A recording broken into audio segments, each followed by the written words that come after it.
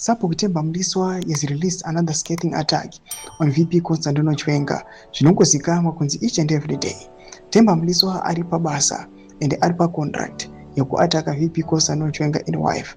But panguva inotokoona there are some lieutenants varikuya vachidefenda VP Constantino Chiwenga.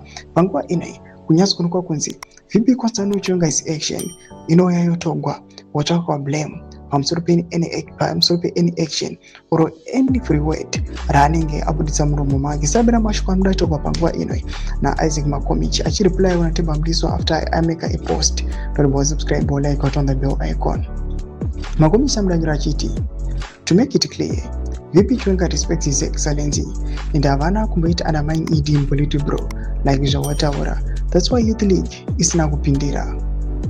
VP vaingotaura Mako values of the struggle akaitirwa kuhondo. It's a shame kuti munhu akava principled anonzi aderera. Kuramba bill number 3 haisi disrespect but kumira nepovo uye nemavalues ehondo yechimurenga. I think une depression sezvo waiti vamwe vana havazi vako manje kuda kana kusada kwako Chiwenga ndiye next president.